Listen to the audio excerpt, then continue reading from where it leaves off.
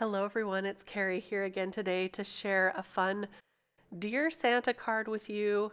I am starting off with this stencil from the Hedgehog Hollow November Kit, and I have these domed blending tools which are quickly becoming some of my new favorite tools in my craft studio. I'm going to ink on some greens here in Shabby shutters and pine needles. And I'm using this stencil because it's the quickest way to create a fun background for this card. This is a very simple, quick card today, but I wanted to share with you that I'm making these because on Thanksgiving it is tradition to, after we have our Thanksgiving dinner together as a family, we decorate the tree and write our Dear Santa letters. So back to the card here, I have some double-sided adhesive and I'm going to put it on this red paper. I was going to use the die cuts on the left, but they ended up being a little too narrow and thin for this card. So instead I have this font from Lawn Fawn. It's an alpha die. I'll have it linked below if you're interested, but this was the perfect size to make my Dear Santa. So because I cut that out on the red paper that had the adhesive on the back, these came out like stickers. So all I have to do is peel off the backing to them and then place them on the line here. I have this ruler to help me line them up, and then I press them all down and then I move on to the next one. So it's very simple to do.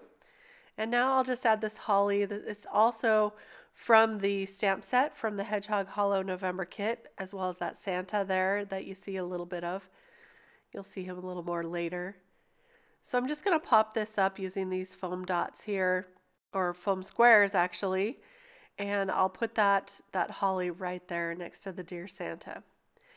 I have my card here with the base, and I've cut it down just to be just a little bit smaller than this red card panel so that I have a nice frame around it. And now I will glue on that Dear Santa panel. You can see the back. I was testing out some other options. And I have these little strips of candy cane paper. I always save my strips of paper after I've done some cutting, so in case I want to use them on a card. And for Christmas, this is so fun to save those Christmas cutouts. So that's what these are from. These are from another project, but I thought they worked perfectly on this card. So I'm just going to glue those down and trim off the ends. And now I will get that Santa ready to go. I'm using a little of this liquid adhesive. Liquid applique for his hat brim and his little hat here.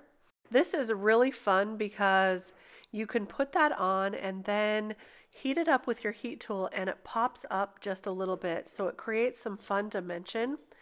I don't know if you can see that here. I was trying to get the camera to focus. You can sort of see that dimension popped up.